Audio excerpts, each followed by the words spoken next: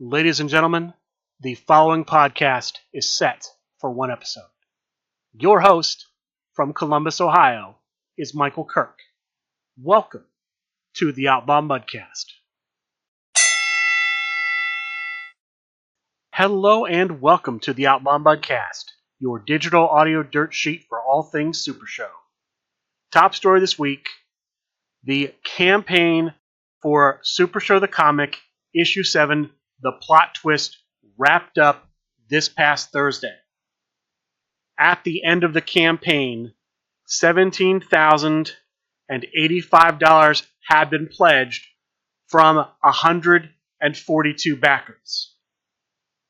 The campaign will, of course, fully fund. The funding goal was only, I believe, going from memory, $3,199.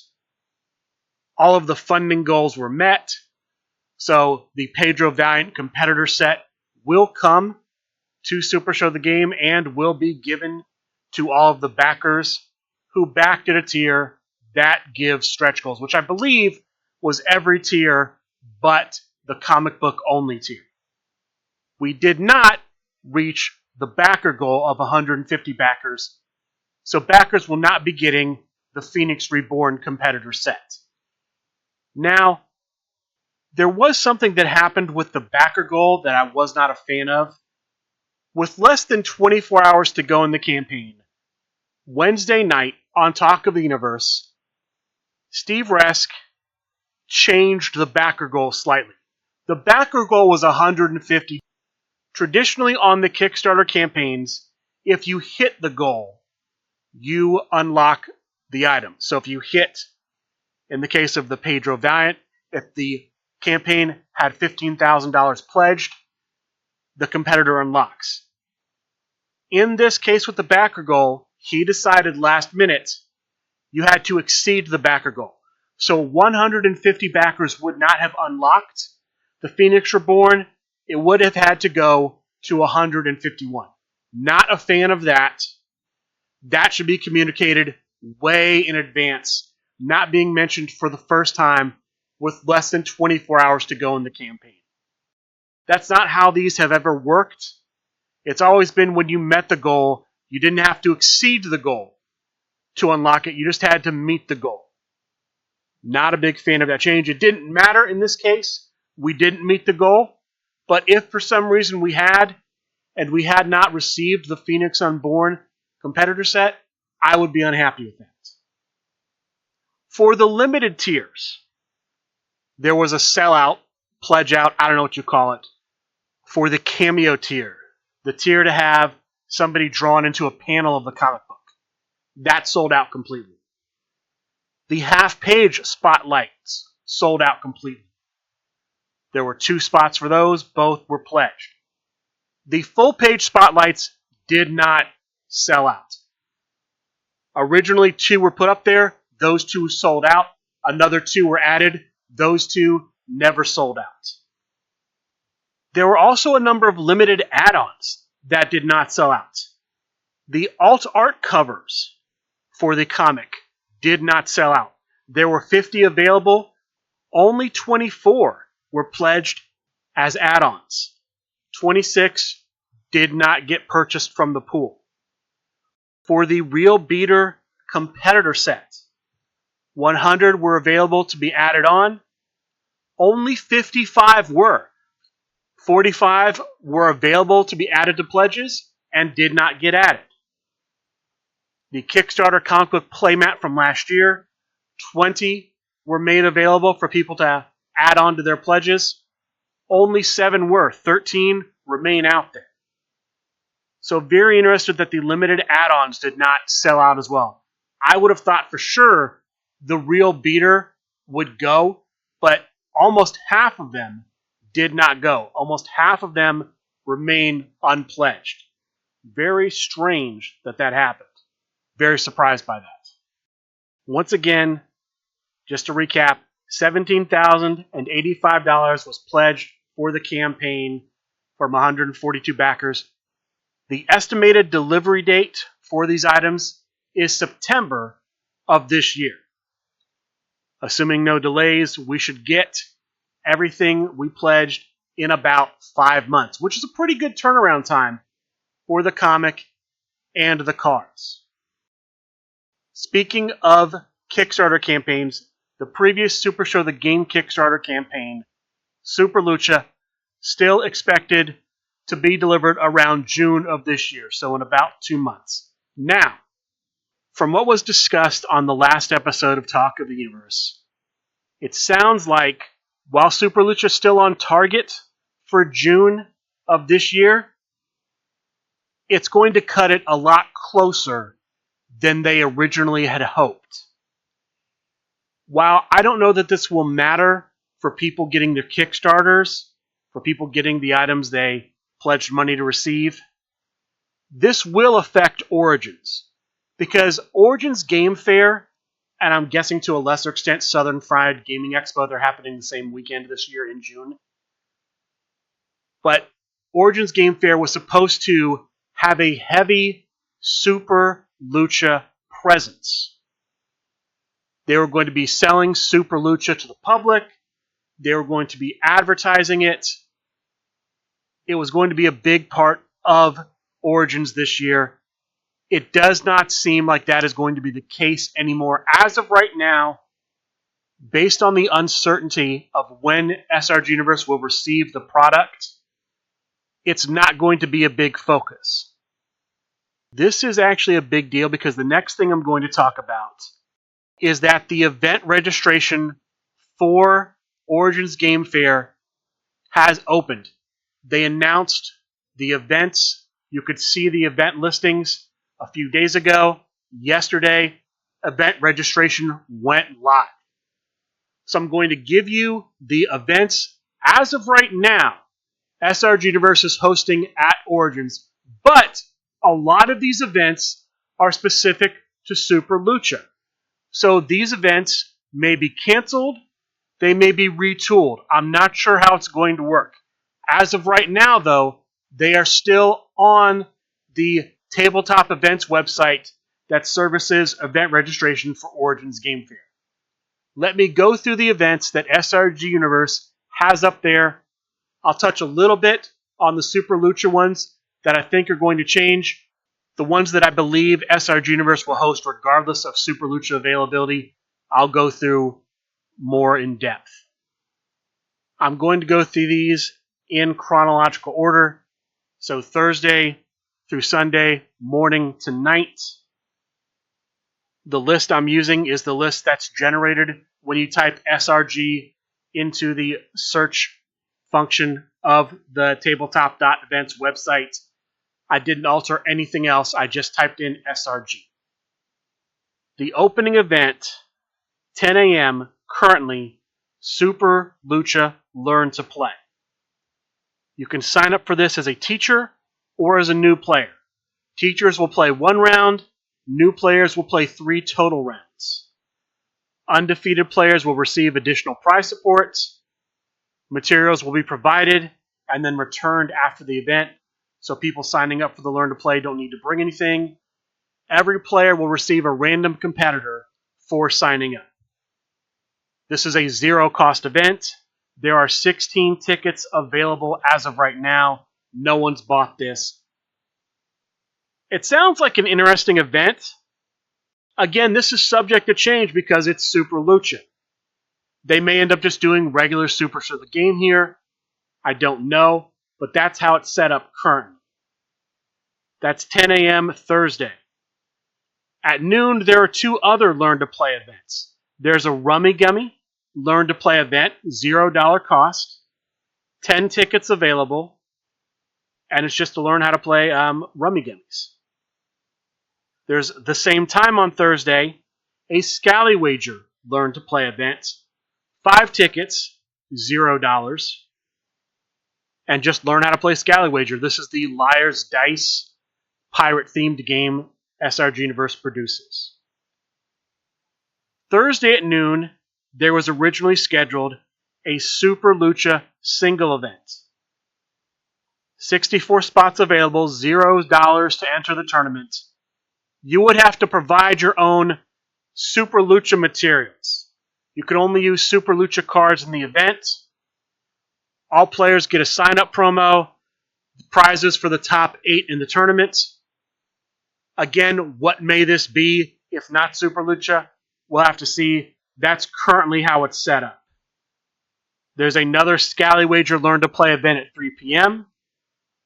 Thursday at 6 p.m., there's the Press 1P Invitational Live at Origins open format. So all singles competitors legal, subject to 2020 vision. $0 to enter, 64 spots in the tournament. You'll have to bring everything for this. No materials provided. It's your standard open play convention tournament. It's the Press 1P Invitational, so I'm assuming John Polverino, Press 1P, will be running it. It does have Griff Briggs listed as the host. We'll see who actually hosts it when it happens. But 64 spots, $0 per ticket. I believe all of the events for SRG Universe are listed at $0. Now, there could be some sealed aspects to this where you will have to buy product. That may cost money, but to actually buy a ticket for the event, they all are $0. That's the Thursday events. Friday, 10 a.m., another Super Lucha Learn to Play event. Same formats. Again, subject to change now that Super Lucha will not be a heavy presence. Noon, another Rummy Gummy Learn to Play. Another Scally Wager Learn to Play. Same format. Same number of spots. There have been some tickets sold already. Looking at the listing on the Origins website, there have been a few tickets sold for the Thursday Rummy Gummy. There's been 1 for the Super Lucha singles, 3 for the Press 1P Invitational, 1 for the Super Lucha Learn to Play Friday morning, 3 for the Rummy Gummies, 1 for the Scally Wager. Friday at noon, there was supposed to be a Super Lucha only Triad event. 27 tickets available. It's going to be all Triad matches. Now, this was going to be Super Lucha. Again, we'll have to see what happens there. But it's a Triad event. So all Triad games in the tournament. It looks like it'll be 9 Triad matches. Winners will go on to play off in 3 Triad matches. Winners will go on to play 1 final Triad match. I'm guessing this is single elimination. It is listed as a 3-game guarantee tournament.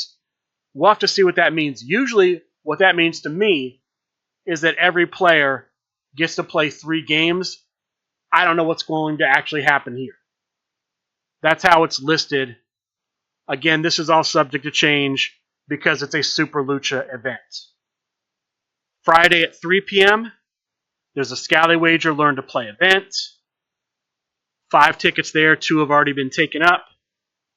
Friday at 6 p.m., a Super Lucha only random tag event. It's your standard 2-player versus 2-player format. Tag team partners will be randomly assigned. It's going to be double elimination with a practice round. But again, this is all subject to change based on, again, it was all supposed to be Super Lucha only. We'll see how it changes with the current status of Super Lucha.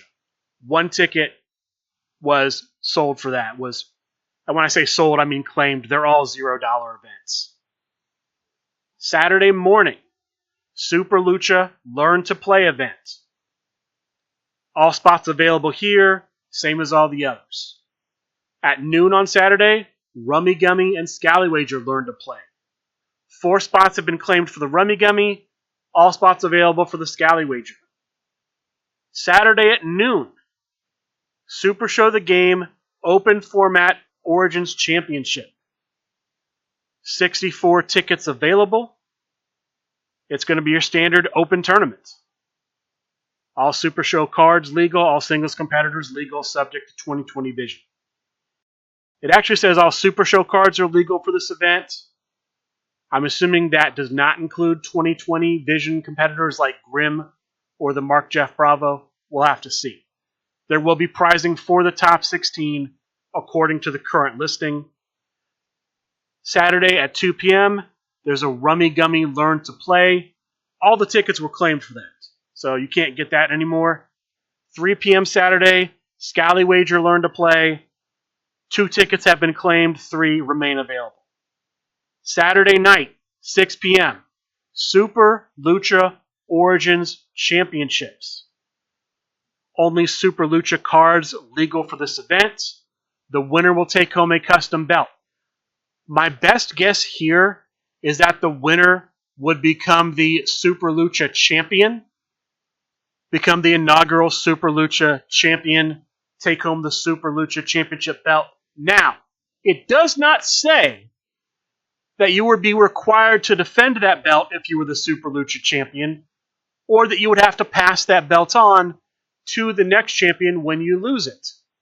So, is this just an oversight, or are they creating, like they used to in the past, a belt for the winner to keep? They used to have foam belts for these tournaments that the winners got to just keep and have forever. I don't know. That's very interesting.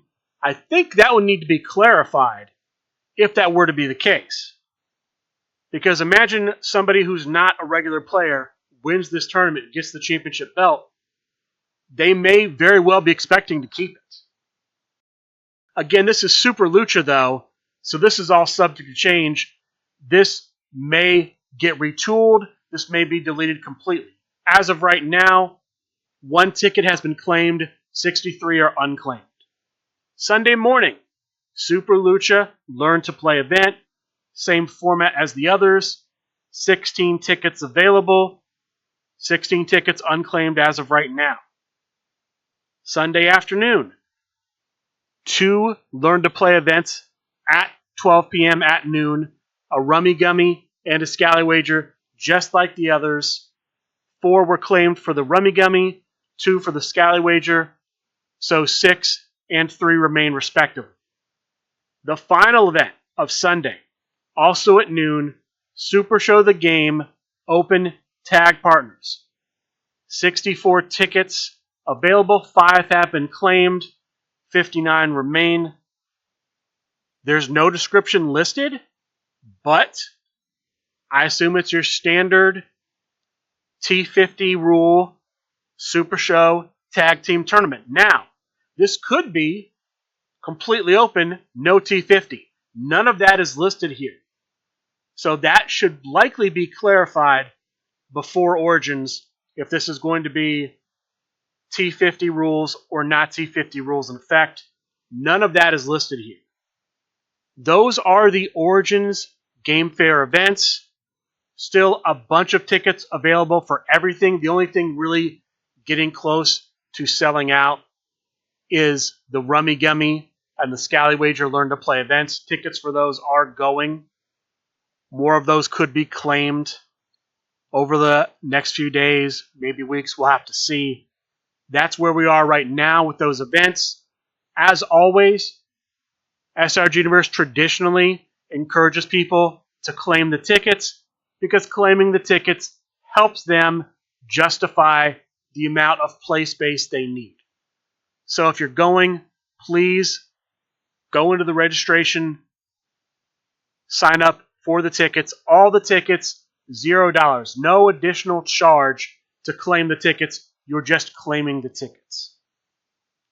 That's what I have for Origins Game Fair. We'll have to see what's going to happen with all these Super Lucha events.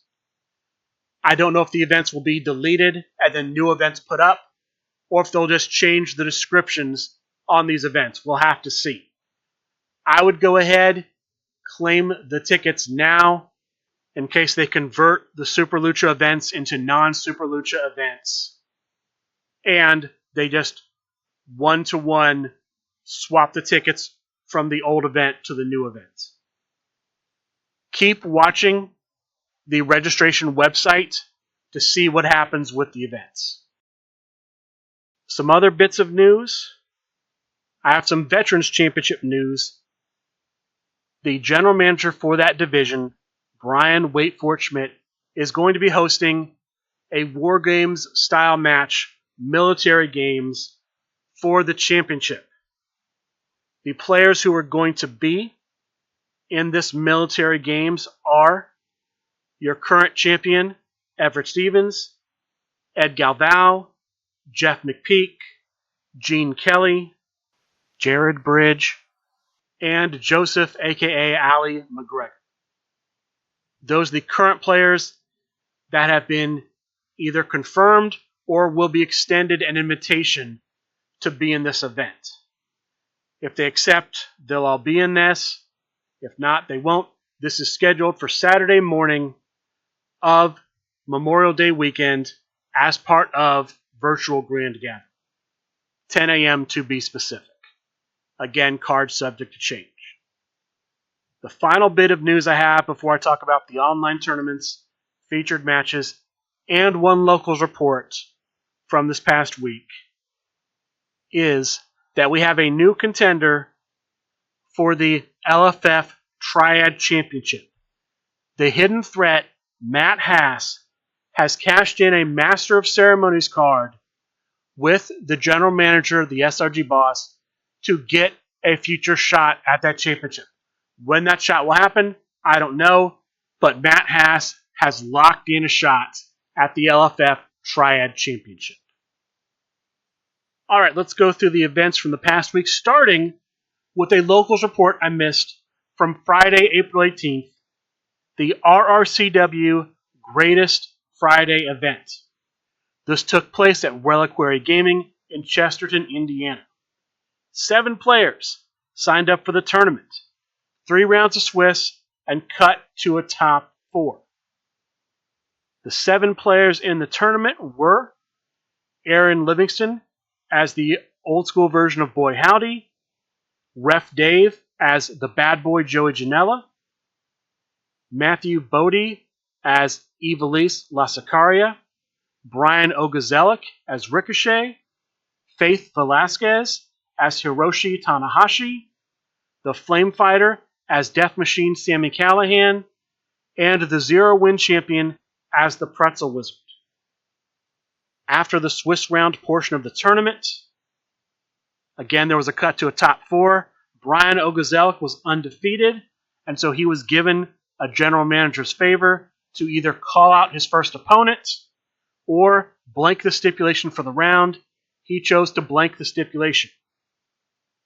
In the first match of the top 4, the first match of the semifinals, we have Brian Ogazelic versus the Flame Fighter, standard singles match. The winner going on to the finals, the Flame Fighter.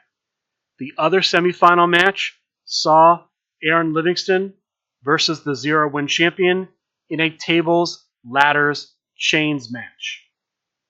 The stipulation was chosen at random, blindly from the stipulation pool, with the winner joining the Flame Fighter in the finals, the Zero Win Champion. So we have the Zero Win Champion versus the Flame Fighter, the Pretzel Wizard versus the Death Machine Sami Callihan, in a buddy building match also chosen randomly, blindly from the stipulation pool. In a very short buddy building match, the winner, the Flame Fighter. Congratulations to the Flame Fighter for winning the tournament. Now, normally, this would get the winner, in this case the Flame Fighter, a shot at the RRCW Championship. In this case, he already had a shot. So, the runner-up, Tyler Sickles, the Zero Win Champion, he received the shot. So, congratulations to the Zero Win Champion for getting a shot. Normally, there would also be an RRCW Championship match. Due to outside conflicts, that did not happen. So we should see the next offense at the next RRCW event. That was RRCW's Greatest Friday. Monday, we had Monday Night Fights. Underworld Division Tournament, round robin style, so everyone played everyone. The top 3 after all of those matches were in third place, playing as the original Flip Gordon, Dangerous Dylan Bias.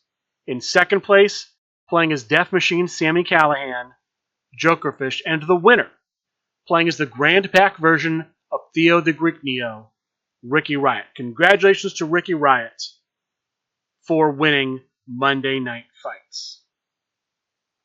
Thursday, we had a couple of featured matches. These are matches that are part of the finals for Faction Wars 6. The first match was the MVP match.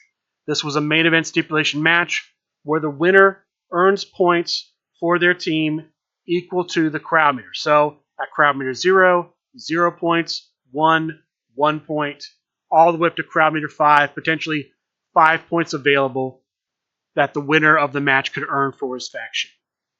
Representing the Crime Wave, we had Jokerfish playing as Shane Hurricane Helms.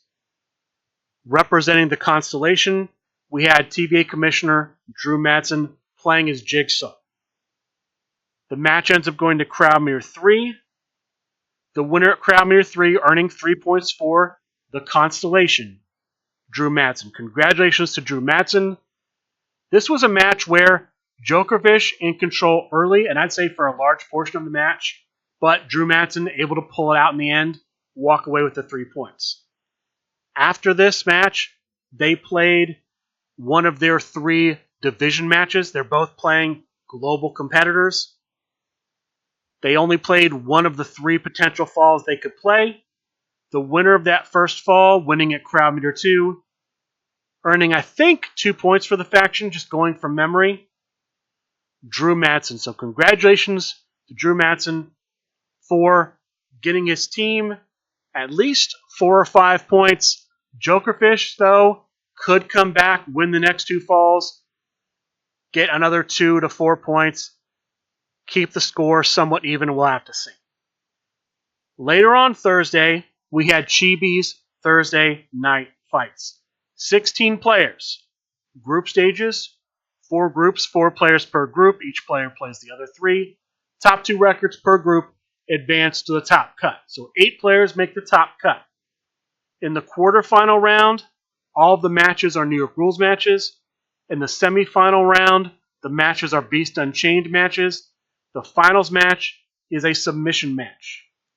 Your semifinalists were Colby Cram playing as Bronsberg and Ricky Riot playing as Theo the Greek Neo, the Grand Pack version. The finalists were Stephen Moonstar playing as the original version of Copycat and Rowdy Ron playing as Witch Hunter General, with the winner, Rowdy Ron. Congratulations to Rowdy Ron for winning Chibi's Thursday Night Fights. Friday, the Captain Con Tournament Finals match is streamed on Candy Shop Talk.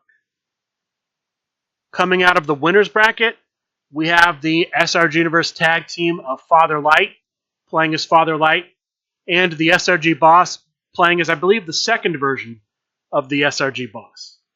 Coming out of the loser's bracket, we have Animal Kingdom.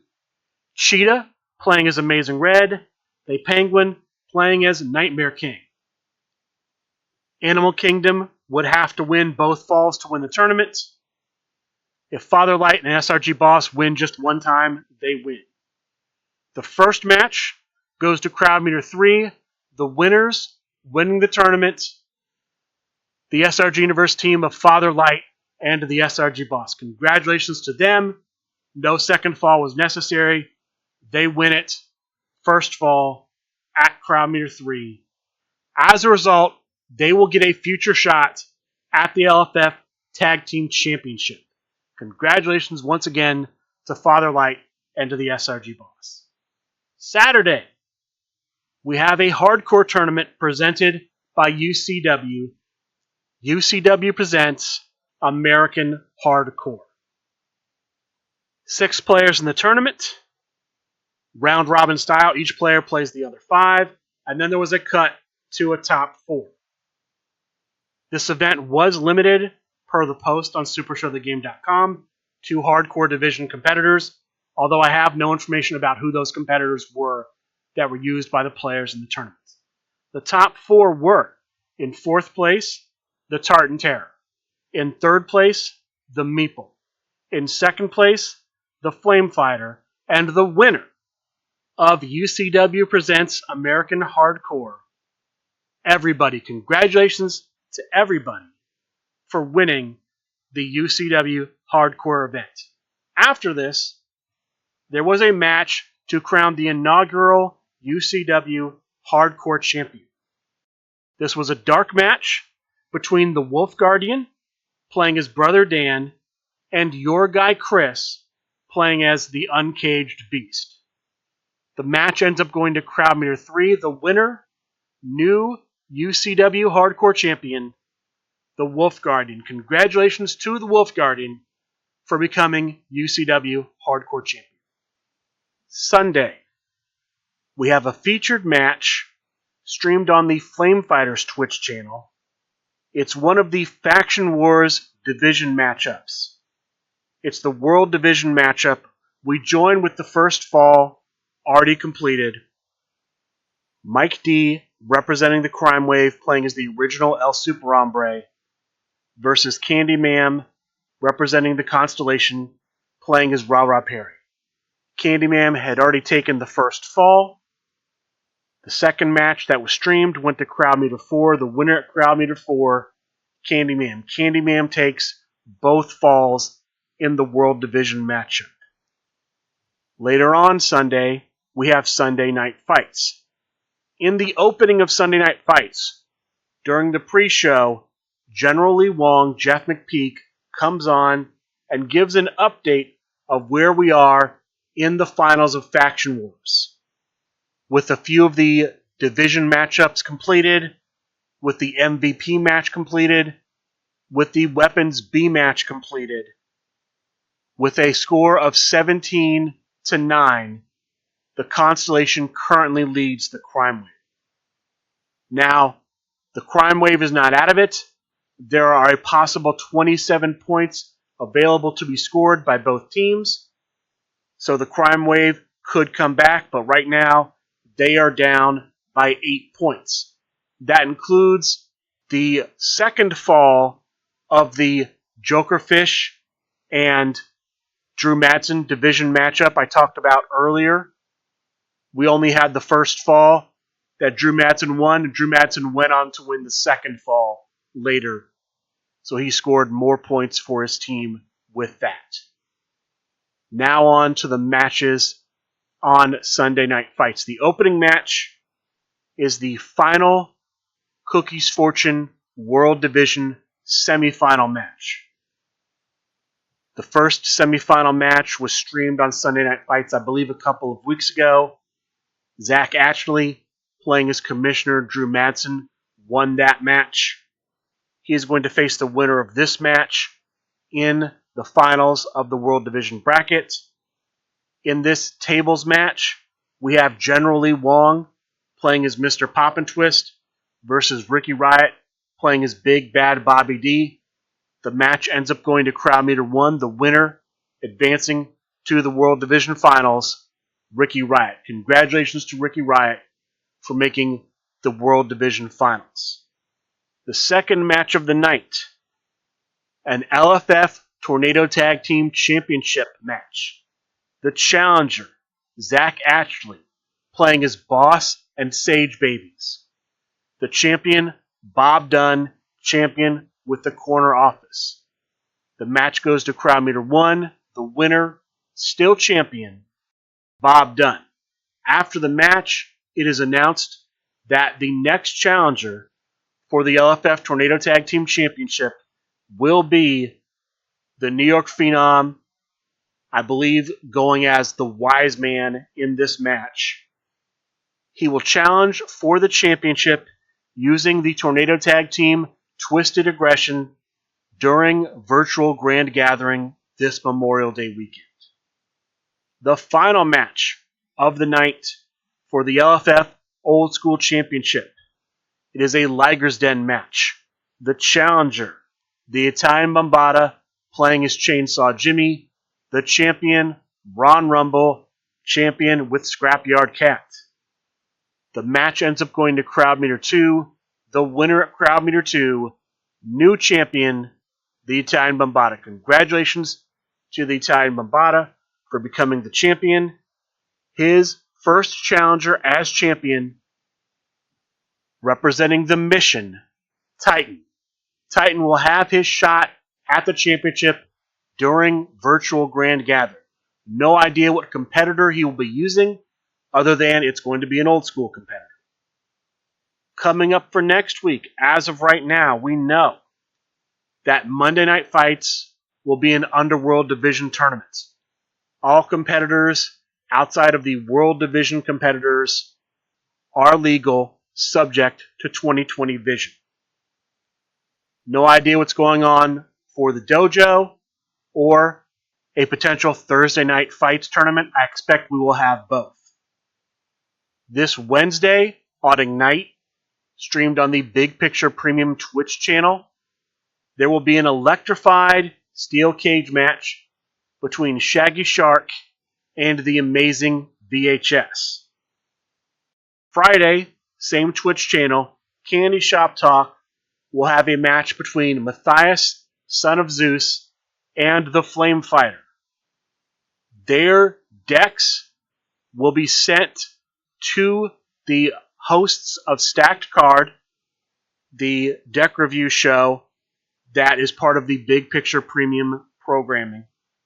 And they will review the decks used in that match at some future episode. I believe the next episode of Stacked Card will be a week from Tuesday.